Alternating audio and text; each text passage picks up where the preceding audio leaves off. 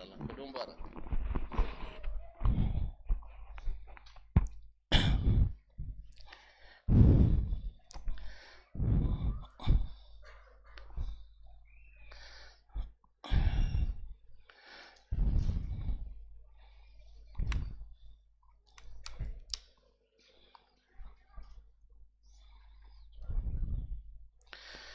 Bismillah.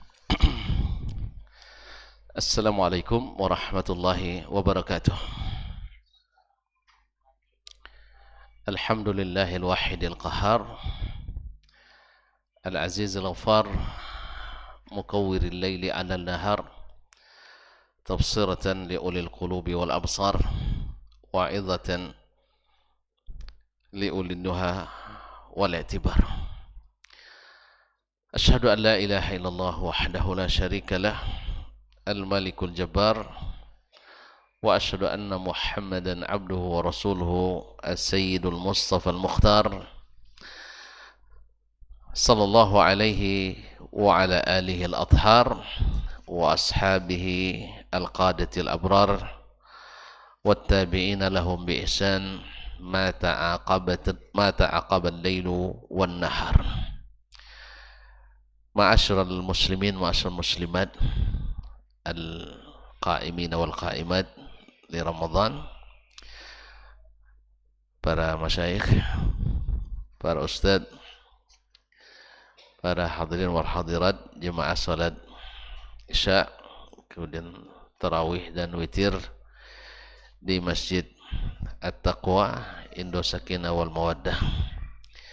Alhamdulillah, malam ini Allah izinkan kembali kita menikmati kebersamaan ini.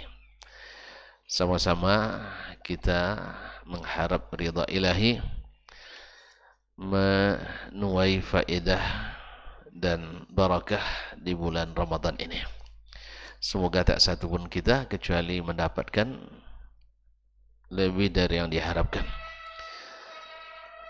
Oleh itu mari kita bersyukur kepadanya atas nikmat yang diberikannya. Mudah-mudahan syukur itu melahirkan nikmat-nikmat yang baru yang membuat kita bersyukur selalu. Salawat dan salam kepada baginda Rasulullah sallallahu alaihi wasallam yang telah menyampaikan risalah, menunaikan amanah dan menasihati ummah sehingga telah melaksanakan segala perintah Allah,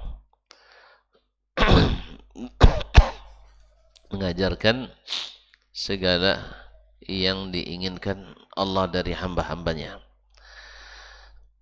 Semoga salawat dan salam kita senantiasa menghiasi majlis-majlis kita untuk Nabi besar kita Muhammad sallallahu alaihi wasallam, para anak dan istrinya, para sahabat yang sentiasa setia bersamanya, dan kepada para tabi'in dan yang mengikuti mereka dengan baik sampai hari kiamat, dan semoga kita termasuk di antaranya. Amin. Kaum muslimin dan muslimat dirahmati Allah, masih silsilah tentang halus salaf ma'al Qur'anil Karim. Dan semua kita tahu bahwa Ramadan adalah syahrul Al-Quran. Al-Quran adalah obat bagi segala penyakit, baik fisik maupun psikis. Allah menjadikannya sebagai syifa, sebagai pengobat segala penyakit, dan khususnya penyakit hati. Hati yang kesat, hati yang keras, hati yang sombong, hati yang ujub, hati yang riya, hati yang senantiasa tidak mau tunduk kepada apa yang Allah dan Rasul sallallahu alaihi wasallam ajarkan. Maka Al-Quranul Karim adalah obatnya. Dan Allah Subhanahu wa taala menyebutkan bahwa penyakit hati itu menyebabkan jauhnya kita dari hidayah. Hal-hal yang jelas akan kabur. Perintah yang tegas tidak dilaksanakan. Sedangkan orang-orang yang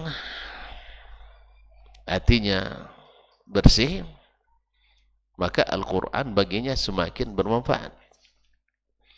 Ketika Fudail ibn Iyad yang asalnya adalah seorang penyamun besar yang beroperasi di sekitar Ad-Dinawar antara Irak dengan Mosul,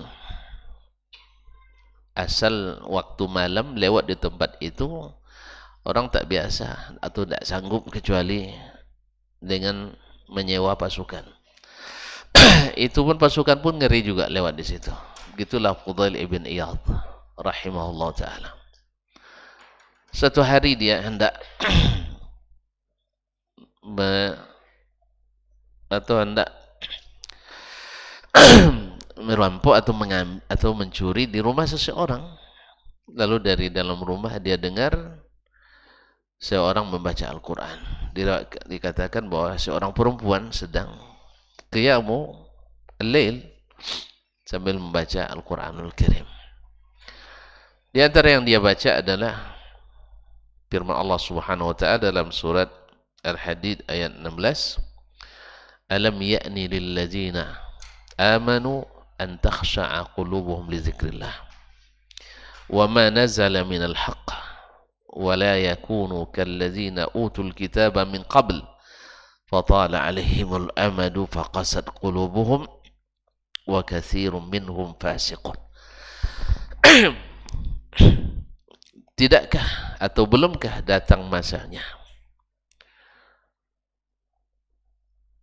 hati-hati orang yang beriman itu khusyuk dan tunduk kepada zikrullah, wa ma nazala minal haqq, dan apa yang diturunkannya berupa kebenaran, wa la yakunu kalladzina utul kitaba min qabl, dan tidak seperti orang-orang yang telah diberikan Alkitab sebelumnya, fadhala alaihimul amad, lama bagi mereka waktu jarak antara mereka, faqasat qulubuhum, sehingga hati-hati mereka kesat, wa katsirun minhum fasiqun, dan banyak di antara mereka adalah orang-orang fasik. Ma'asyarul kiram dirahmati Allah, hati-hati yang kesat itu, hati-hati yang keras itu selalu membawa kefasikan. Makanya orang-orang yang hatinya keras akan mendapatkan hukuman, yaitu kecelakaan. Fawailul lil qasiyati qulubuhum min zikrillah, maka celakalah bagi orang yang keras hatinya dari zikrullah. Ulaika fi dhalalim mubin, merekalah berada dalam kesesatan yang nyata. Ma'asyarul kiram yang dirahmati Allah, nah Allah menghendaki hati yang awalnya kesat itu akhirnya tersentuh. Begitulah Allah ingin mendatangkan hidayah. Sekeras apapun akhirnya bisa luluh. Itulah menjadi titik perubahan yang merubah sejarah hidup seorang yang akhirnya bergelar Abidul Haramain, ahli ibadah dua tanah suci Makkah dan Madinah. Ini menandakan kaum muslimin dan muslimat dirahmati Allah Subhanahu wa taala bahwasanya Al-Qur'anul Karim dapat menjadi obat yang menyembuhkan. Berapa banyak orang-orang yang dalam kekufuran, orang-orang yang dalam kesyirikan, lalu dibacakan kepadanya ayat-ayat Al-Quran, akhirnya Allah bukakan hatinya, Allah lunakkan hatinya, Allah luruhkan jiwanya sehingga Al-Quran baginya adalah sebaik-baik hiburan, sebaik-baik penyenang, dan sebaik-baik penyembuh. Ma'asyarul kiram dirahmati Allah, di antara sahabat Nabi alaihi salatu wassalam dulunya adalah seorang Yahudi, berasal dari Daraya, dari negeri Syam. Beliau pernah naik kapal bersama Bani Khuza'ah dan Bani Huzail, dua kabilah Arab. Quda'ah atau bukan Quda'ah dari kabilah Arab. Mereka akhirnya dalam perjalanan dihadang oleh gelombang besar sehingga terombang-ambing selama sebulan di dalam lautan luas, yang akhirnya membuat mereka terdampar di sebuah pulau yang asing, yang tidak pernah mereka kunjungi. Di situ mereka melihat ada seekor hewan yang berbulu panjang sehingga tidak bisa dibedakan mana depan mana belakang. Lalu mereka bertanya, ya ayatuh dabbah, kamu ini siapa? Dia bilang, anal jassasa. Di sini dalam Sahih Muslim, Nabi alaihissalatu wassalam memanggil sahabat suatu hari untuk menceritakan ini. Ajabani hadithu Tamim ad-Dari.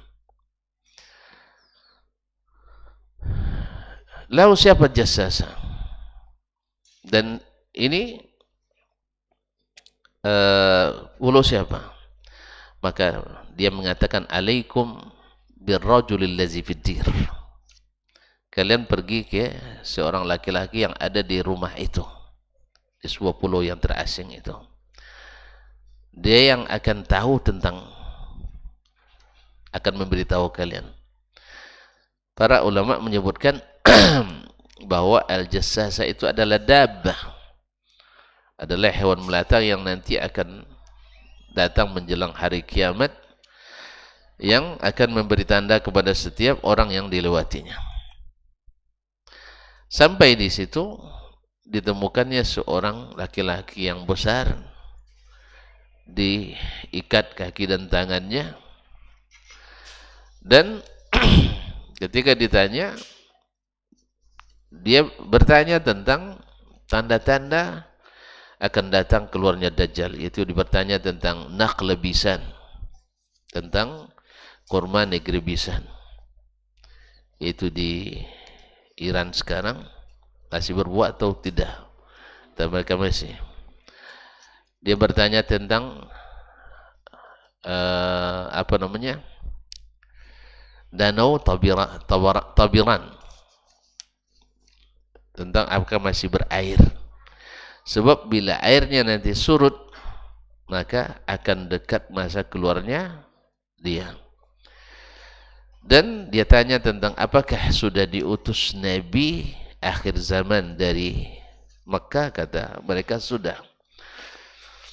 Akhirnya dia mengatakan, tidak lama lagi waktunya saya akan keluar. Dia tanya, siapa dia? Dia Al-Masih Ad-Dajjal, yang saat tidak satu pun negeri nanti dari seluruh negeri kecuali saya akan datangi, kecuali Makkah dan Madinah. Sebab di kedua negeri tersebut, di setiap pintu masuknya ada malaikat yang menjaga. Jadi pintu masuk Makkah dan Madinah tidak bisa dimasuki oleh Al-Masih Ad-Dajjal, dijaga oleh para malaikat. Nah, bagaimana dengan orang-orang munafik yang tinggal di situ? Mereka yang keluar menyongsong Dajjal keluar tanah haram. Dan Dajjal kaum muslimin dan muslimat, tidak lama dia di atas permukaan bumi ini, hanya 40 hari. Cuman sehari ada yang setahun, seharinya ada yang sebulan, seharinya ada yang 7 hari, dan selebihnya sama dengan hari-hari biasa. Lihat kaum muslimin dan muslimat dirahmati Allah SWT. Sahabat waktu itu bertanya, kaifa nusalli wa kaifa nasum. Tidak ada mereka bertanya tentang bagaimana, apa senjata yang harus kita siapkan. Ya, rudal jenis apa yang harus kita persiapkan. Bom apa, tidak. Mereka bertanya, kaifa nusalli wa nasum. Berarti salat dan puasa itu bagi generasi terbaik umat ini lebih diandalkan daripada senjata pemusnah massal itu. Mungkin ada juga betulnya besok akhir zaman tidak dipakai lagi tuh, tinggal terbang-terbang lagi Ustaz ya. Allah musta'an. Gak salat dan puasa mereka tanya. Sebab ma'asyal kiram dirahmati Allah Subhanahu wa taala. Ini yang penting bagi mereka. Bila masih salat, bila masih puasa, insya Allah masih selamat. Karena Nabi, tidak ada seorang Nabi pun kecuali mengingatkan umatnya dari Dajjal ini. Subhanallah. Kalau orang-orang liberal akan bertanya nanti, kan jelas nanti keluarnya akhir zaman, masa Nabi Isa masih ada umatnya, Nabi Musa masih ada umatnya. Tidak. Tapi orang-orang beriman, karena Nabi yang beritakan, mereka yakin dan percaya. Tidak satu pun Nabi yang diutus illa wa yuhazziru ummatahu minal masih Dajjal. Saking beratnya fitnah yang akan dia lakukan di atas permukaan bumi ini. Usyahid kaum muslimin dan muslimat, At-Tamim Ad-Dari rahimahullah mendengar atau ketika mendapatkan berita itu, yang awalnya dia adalah seorang rahib, akhirnya ingin masuk Islam karena sudah ada bukti-bukti dan juga tersebut dalam Alkitab, Al-Ahdul Qadim wal Ahdul Jadid. Bahkan akan ada seorang nabi dari negeri yang tempat hijrahnya ada kebun-kebun kurma, dan dia dilahirkan di antara dua gunung, Jabal Faran. Maka akhirnya beliau mendapatkan bukti-bukti tersebut, ingin segera bertemu dengan Nabi sallallahu alaihi wasallam.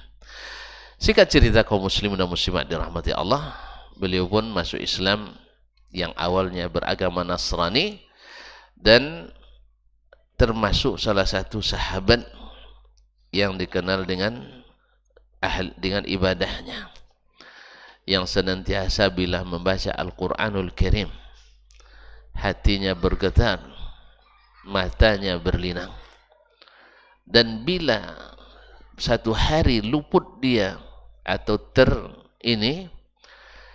terlalai dia membaca Al-Quranul Karim, bahkan dia menghukum dirinya sampai diriwayatkan bahwasanya beliau pernah semalam tidak terbangun atau tidak qiyam al-lail dengan Al-Quranul Karim. Maka dia menghukum dirinya tidak tidur di malam hari selama setahun. Ini mungkin bahasanya mubalaghah. Artinya tidak tidur selama setahun, artinya mungkin tidak tidur nyenyak. Andainya sahih dari beliau tidak seperti tidur biasa. Kan ada orang tidak tidur tapi kadang tertidur. Artinya dia berusaha untuk memerangi hawanya untuk tidur tersebut. Karena apa? Satu malam tertidur tidak membaca Al-Quranul Karim. Walaupun ini kan tidak wajib ini. Ya, tidak wajib. Bahkan mungkin ini berlebihan, tapi begitulah kecintaannya kepada Al-Quranul Karim. Sehingga seperti kata Utsman bin Affan yang kita sudah sebutkan sebelumnya, idza tahurat qulubuna ma syabi'na min kalami rabbina. Bila hati ini bersih, takkan pernah kenyang membaca kitab atau perkataan Rabb kita. Kenapa tidak? Tidak ada yang lebih dicintai dan cinta kepadanya mendatangkan kebahagiaan yang tak didapatkan dengan cinta kepada makhluk manapun atau benda apapun. Cinta kepada Allah SWT menjadikan segalanya manis dan indah. Ma'asyiral kiram dirahmati Allah, dan ini adalah perkataannya. Kita masih ingat bahwa bila ada surat cinta yang datang itu disimpan, sering dibaca berulang-ulang, saya serasa indah selalu kata-kata itu. Nah, bila seseorang di hatinya Allah Subhanahu wa taala, maka berkata Allah akan luar biasa baginya indahnya. Maka Abu Urhayyah Tamim bin Aus Ad-Dari radhiyallahu anhu adalah seorang ahli ibadah yang sangat banyak baca Al-Quranul Karim karena cintanya. Ini tanda kebersihan hatinya. Beliau mengkhatam Al-Quran sebanyak atau setiap 7 hari khatam. Setiap 7 hari khatam, seperti yang disarankan oleh Nabi sallallahu alaihi wasallam dalam kisah Abdullah bin Amr ibn al-As al-Sahmi radhiyallahu ta'ala anhu an Abi, ketika dia menikah kemarin kan tidak pernah tidur dekat istrinya, tidak pernah menyingkap selimut. Gimana anak itu? Siang puasa, malam qiyamul lail, setiap hari seperti itu. Akhirnya ayahnya adukan ke Nabi sallallahu alaihi wasallam. Lalu Nabi perintahkan, inna li nafsika alaika haqqa.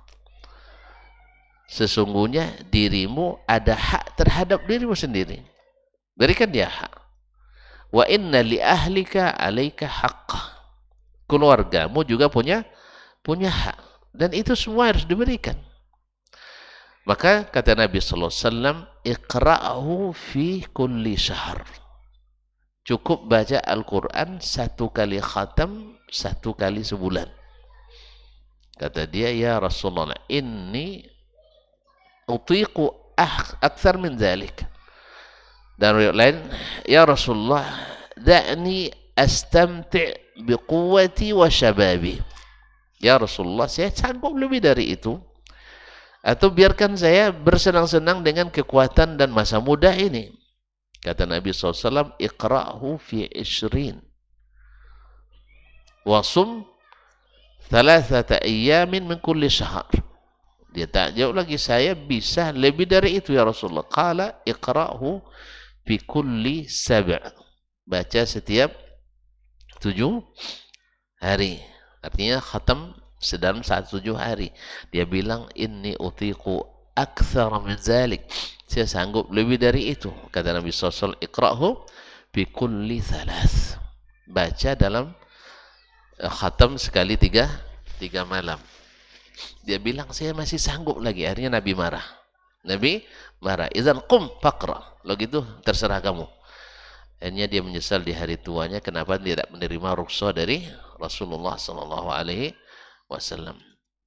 Padahal sunat, tapi dia tetap bertahan karena tidak ingin membatalkan perjanjian dengan apa yang sudah dia janjikan ke Rasulullah sallallahu alaihi wasallam.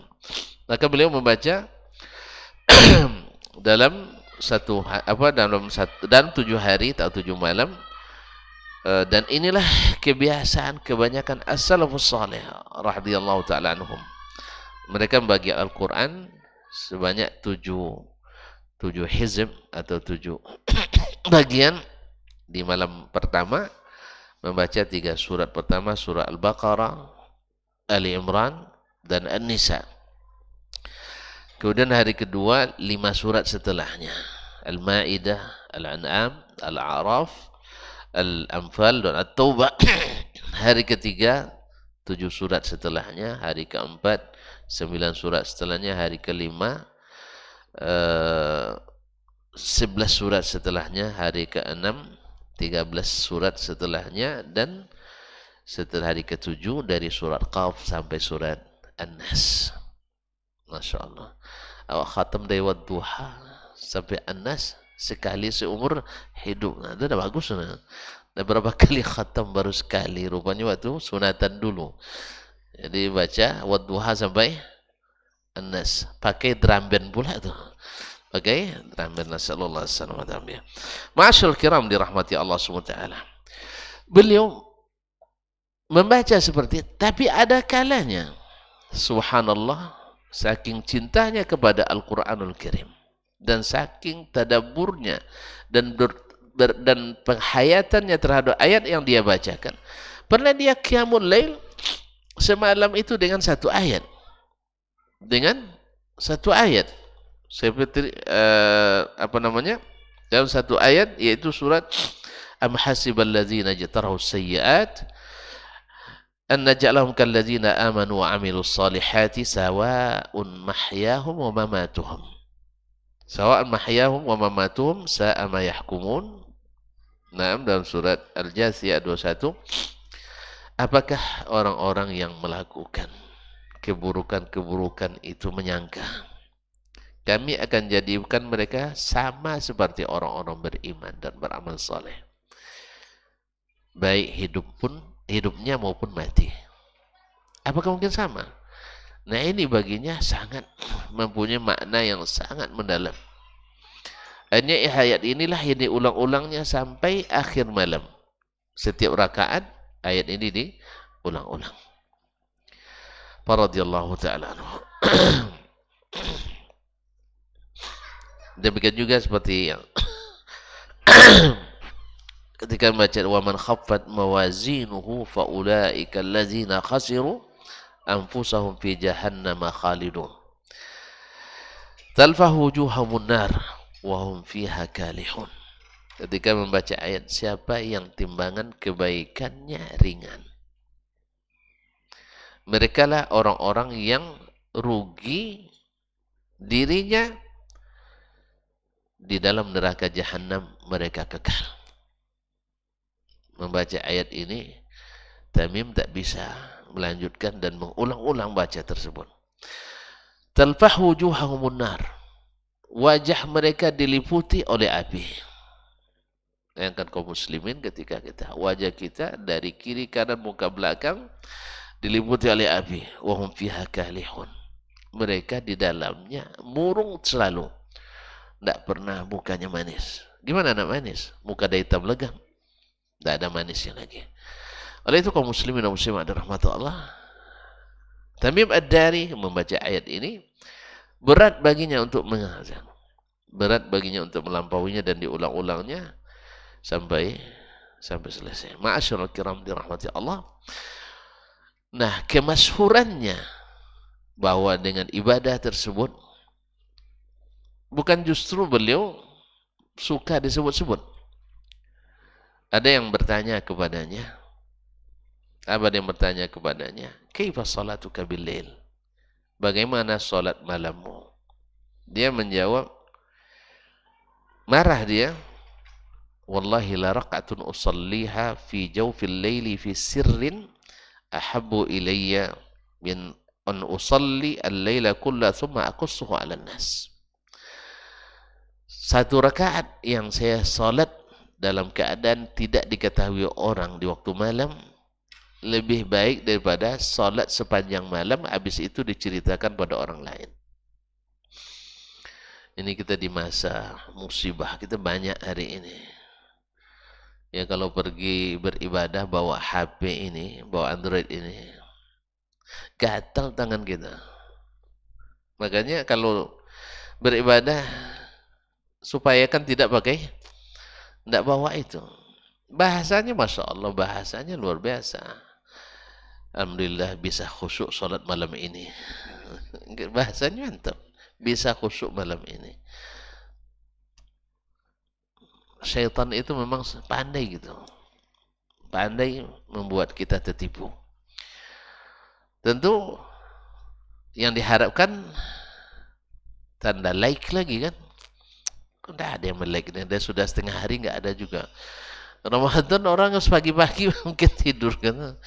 Nah, subhanallah, akhirnya hilang apa yang sudah kita lakukan yang tadi. Jadi berhati-hati sekali kita kaum muslimin, haji, umrah dan sebagainya.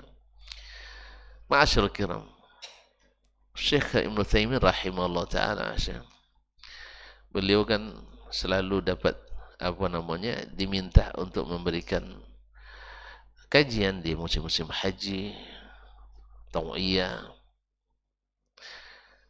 Lalu disuruh atau diminta bikin takrir. Dia bilang tidak mau dia bikin takrir. Kalau tidak ada takrir, tidak ada honornya sih. Tidak apa-apa, tidak perlu pakai honornya. Subhanallah. Dia melihat bikin laporan bukti fisik kerja itu, laporan penelitian itu merusak keikhlasan baginya. Memang susah ikhlasnya gitu. Sebab kalau sudah bikin takrir harus nampak, terlihat hasil kerja kita.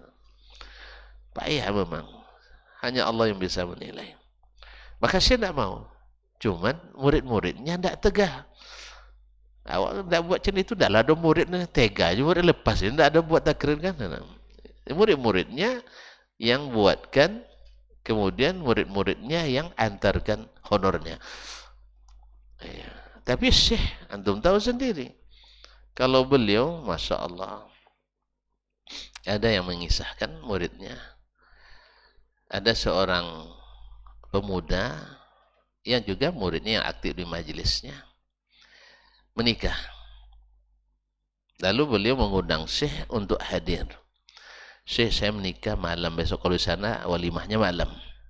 Tapi kalau antum diundang nanti hati. Jangan sampai lapar. Sebab makan malamnya jam 12. Ya, saya pertama diundang kena batunya. Awak berharap kan makan unta ya, makan kambing banyak, kapan besar lah gitu. Terbayang loh Ustaz. Nggak nanya pula.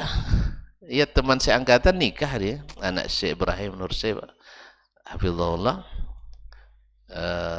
menikah. Jadi biasanya lepas asar tuh makan cemilan sedikit kan, atau makan makanan ringan, itu tidak sengaja dilaparkan supaya makannya betul-betul itu original laparnya kan. Akhirnya lepas isya di Masjid Nabawi cari taksi nakal itu, pergi berdua kami dengan temannya, dengan orang Pacitan Jawa Timur. Pergi ke situ, enggak berempat malah. Enggak, bukan berlima kami. Tempatnya jauh di luar kota. Jadi kalau dalam kota kan aman, enggak di luar kota, di villa. Ibaratnya kalau kita di puncak lah ya, ke tempat yang jauh, kalau nak cari makanan harus jalan kaki 3 kilo. Nah, jadi sampai di situ tidak ada makanan. Yang ada hanya korma. Awak mana kenyang dengan korma, habis sekombuk korma mana kenyang gitu. Kemudian teh, kopi yang tidak bergula tu, kahwa Arabi. Pertama-tama saya, ya Allah ya Rabbi, awak di jalan pun dah bunyi-bunyi apa ni? Sudah apa bunyi-bunyi perut kita, minta diisi. Sampai di situ tidak ada makanan. Coba makan korma, tidak ada pengaruhnya. Tengok kiri kanan, tidak ada orang makan. Orang cerita aja banyak minum teh. Tehnya kecil pula, punya tidak besar pula, teh kecil apa namanya, kupnya itu, apa cangkirnya, bukan cangkir, gelas kecil itu, yang slokinya, Masya Allah, paham antum ya, lebih saya enam, slokinya itu kecil sekali, sekali hirup, yang tidak terasa di kongkongan enam. Subhanallah, kaum muslimin dan muslimat dirahmati Allah. Akhirnya baru turun makanan, kalau tidak salah sih 11:30. Dah merajuk perut. Dah merajuk dia, tidak mau lagi makan. Allah musta'an. Itulah, jadi kalau antum nanti diundang, kalau walimah nanti, mana tahu antum jadi menteri pula nanti kan, diundang walimah nanti pas sampai kunjungan. Pokoknya sebelum pergi makan dulu. Jangan khawatir, kenyangkan sekali.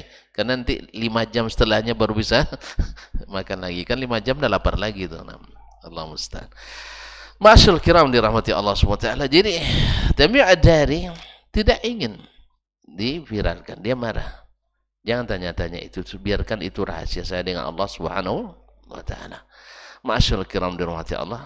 Kita berharap dan berdoa kepada Allah semoga Al-Quran menjadi benar-benar syifa lima fis sudur, menjadi rahmat, jadi penunjuk, menjadi pelunak hati kita, sehingga ketika membacanya masuk ke dalam hati, kemudian mengalir ke pikiran kita dan mengalir mata kita.